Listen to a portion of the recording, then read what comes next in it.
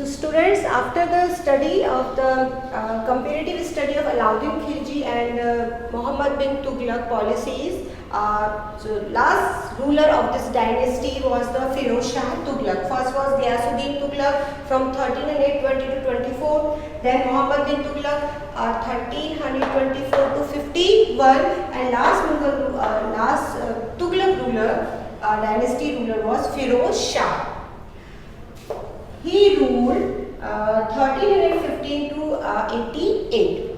So about the Firoz Shah Tughlaq. Firoz Shah Tughlaq, who succeeds his cousin Muhammad bin Tughlaq. I have written the short form. Muhammad bin Tughlaq का cousin था फिरोज शाह तुगलक. यानी मोहम्मद बिन तुगलक की death के बाद किसने rule किया? फिरोज शाह तुगलक ने. He took many humanitarian measures, यानी बहुत सारे वर्क किए, कई पुअर लोगों के लिए कई सारी पॉलिसीज़ बनाई, इसमें आपकी बुक में मेंशन भी है. तो यानी वेलफेयर के लिए कई सारे वर्क किए. Introduce the modification in the tax structure. कई सारे जो टैक्स थे उसका मॉडिफिकेशन किया. कुछ टैक्सेस को हटा भी दिया गया, कुछ टैक्सेस को ऐड भी किया गया. यानी टैक्सेस के में कई सारे मॉडिफिकेशन किए किसने? फिरोज शाह तुगलक ने. Next is he founded his city Firozabad और फिरोज शाह कोटला. अब यहाँ पे आपकी बुक में एक पिक्चर भी दे रखी है इसकी, फिरोज शाह कोटला. उसने एक सिटी बनाई अपने नाम उसको अपना नाम भी दिया. ही फाउंडेड सिटी फिरोजाबाद. सुना है आपने फिरोजाबाद का नाम? दिल्ली के पास है. At present Firozabad I think UP में होना चाहिए. तो उसने सिटी बनाई अपने नाम पर फिरोजाबाद, से कहते हैं फिरोज शाह कोटला. इसकी पिक्चर आपकी बुक में भी है.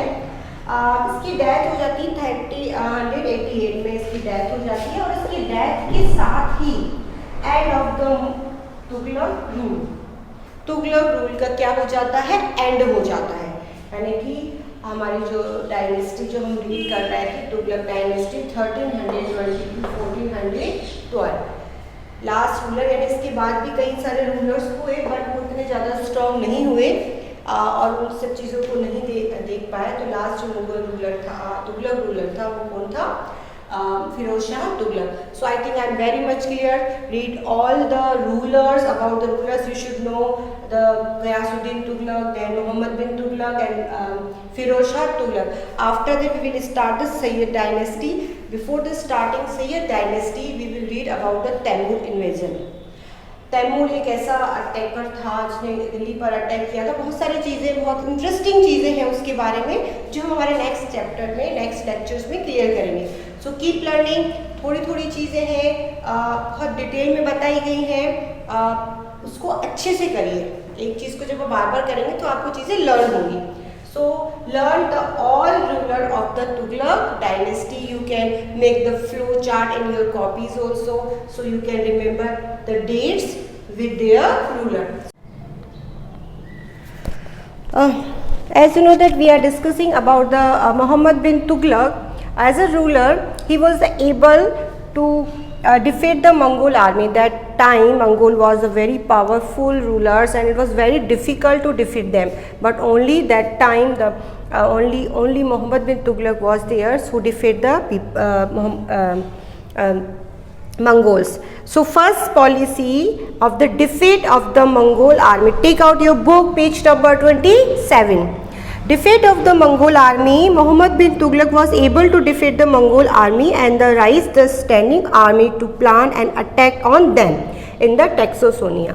अब देखिए यहाँ पर सिर्फ एक वो पर्सन था जिसने उनके अगेंस्ट आर्मी खड़ी कर रखी थी, यानी उसने प्रोटेक्शन पूरी दे रखी थी. नेक्स्ट इज दिल्ली इल Cunha.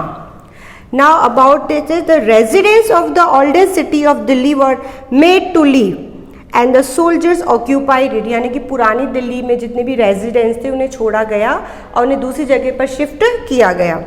Third was the rising taxes in Doab region. Now what is the Doab regions? The area between Ganga and Yamuna. Between the area of Ganga Yamuna is known as the Doab region. अब उसने क्या किया? Rising taxes.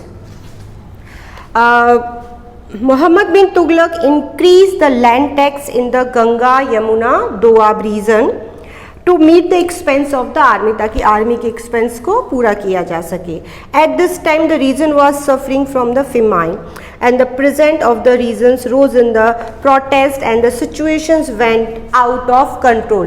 अब देखिए ये policy तो अच्छी थी क्योंकि वो एरिया बहुत ही एग्रीकल्चर की प्रोडक्शन बहुत डेवलप था, but then when the Mohammad bin Tughlaq increase the tax that times they are suffering with famine. उस वक्त बहुत अच्छी क्रॉप्स भी नहीं हुई थी, लोग वैसे सफ़र कर रहे थे, ऊपर से टैक्स उनके ऊपर बढ़ गया.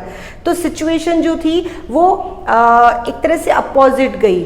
जब उसने टैक्स बढ़ाया तो लोग किसके अगेंस्ट हो गए, मोहम्मद बिन तुगलक के, और उन्हें कंट्रोल करना बहुत मुश्किल हो गया. तो ये पॉलिसी जो थी उसकी सक्सेस नहीं हुई, कहीं ना कहीं नेचुरल रीजंस की वजह से. Next was payment to the soldiers. अब किस तरह से पेमेंट दिया जाता था सोल्जर्स को. Mohammad bin Tughlaq also paid his soldier in cash. अब जितना भी पेमेंट होता था वो क्या होता था, कैश. कैश के लिए किसकी ज़रूरत होती है, टैक्सेस, क्योंकि सारे जितने भी रिवेन्यूज़ कलेक्ट किए जाते थे उन्हीं से पेमेंट किया जाता था, किसका, सोल्जर्स का. तो ये जो पॉलिसी थी, क्योंकि टैक्स आ नहीं रहा था तो पेमेंट हो नहीं पा रहा था, तो जो कैश की पॉलिसी थी वो कहीं ना कहीं सोल्जर्स की जो मोहम्मद बिन तुगलक की उसके अगेंस्ट गई. Next policy, issuing of the token currency. ये सबसे बड़ी ब्लंडर मिस्टेक थी मोहम्मद बिन तुगलक की. इसको मैं रीड कर रही हूँ, पेज नंबर 27 पर ही है. Mohammad bin Tughlaq issued bronze and copper token currency to overcome the financial crisis. अब क्योंकि फाइनेंशियल क्राइसिस हो गई थी तो उसे नई करेंसी चलाई, किसकी, ब्रोंज एंड कॉपर की. This crisis was drain on the royal treasury to as result of his scheme. अब जो खजाना था, ट्रेजरी होता है खजाना, जो खाली हो रहा था उस स्कीम से उनको ऐसा लगा कि करेंसी चलने के बाद कहीं ना कहीं उसे पूरा किया जाएगा. The coin had some value as a golden coin. अब क्या प्रॉब्लम थी, जो वैल्यू गोल्ड एंड सिल्वर के कॉइन्स की थी वही वैल्यू थी ब्रॉन्ज के, जो ब्रॉन्ज कॉइन और कॉपर के कॉइन्स उसने चलाए थे उसकी.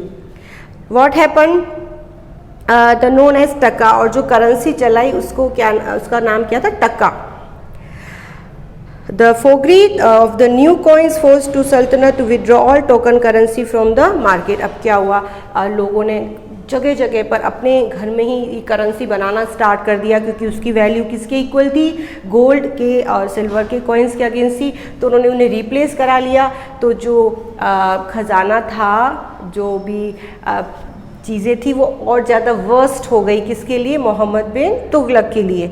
तो ये पॉलिसीज़ भी उसकी क्या रही, फेल हुई, सक्सेस नहीं हो पाई. Last was shifting of capital. अब उसने अपनी कैपिटल शिफ्ट की दिल्ली टू देवगिरी. अब नाउ इन दिस पॉलिसी उसे क्या शिफ्ट करना था, सिर्फ एडमिनिस्ट्रेटिव डिपार्टमेंट और कुछ जो भी वर्क इम्पोर्टेंट ऑफिसेस थे उन्हें शिफ्ट करना था, बट उसने सारी पॉपुलेशन जितनी भी थी दिल्ली की सबको शिफ्ट किया. अब इतना ज़्यादा प्रॉब्लम हो गया क्योंकि बहुत मुश्किल वर्क था. Last is the soon after the assistance of the throne, Tughlaq transferred the capital with the court official as well as entire population from Delhi to Devgiri. Devgiri जिसका नाम है दौलताबाद इन द डेक्कन. अब डेक्कन यानी कि दिल्ली से साउथ की तरफ जाना एक बहुत लॉन्ग रूट था, और जब लोग जा रहे थे उन्हें वो सारी फैसिलिटीज़ नहीं मिली. कुछ लोग आधे रास्ते से वापस आ गए और कुछ पहुंचने के बाद वापस आ नहीं पाए, तो कई सारी प्रॉब्लम्स उसे फेस करनी पड़ी. बट एक चीज़ है कि इस रूलर ने बहुत नए नए एक्सपेरिमेंट किए जो पहले किसी रूलर ने नहीं किए थे. बट अनफॉर्चुनेटली उसके जो फॉर्चून था, उसके भाग्य ने उसका साथ नहीं दिया, या जो सारी पॉलिसीज़ थी वो उसकी सक्सेस नहीं हो पाई. Last paragraph, the sultan believe that the central location of Devagiri would enable them to exercise control throughout the country and protect the sultanat from the continuously Mongol attack. अब यहाँ पर देखिए, जो मंगोल का अटैक होता रहता था तो उनका ऐसा मानना था कि दिल्ली से अगर देवगिरी शिफ्ट हो जाएंगे, दौलताबाद शिफ्ट हो जाएंगे, तो रोज़ रोज़ की जो अटैक है वो नहीं हो पाएंगे. कहीं ना कहीं हर पॉलिसी के पीछे उसका जो मोटो था या उसका जो एम था वो अच्छा था, लेकिन वो पॉलिसी सक्सेस नहीं हो पाई. So it's all about your topic Mohammad bin Tughlaq. Do some words. I hope you all have done the new words, hard words. So keep remembering. Next lecture I will describe the policy of the Alauddin Khilji. We will compare the policy of the Alauddin Khilji with the Muhammad bin Tughlaq. So students, thank you. Keep learning all policies as a person. What was the quality of Muhammad Tughlaq as a ruler? What policy he implement? Why it was not success? All things should be remembered. Thank you.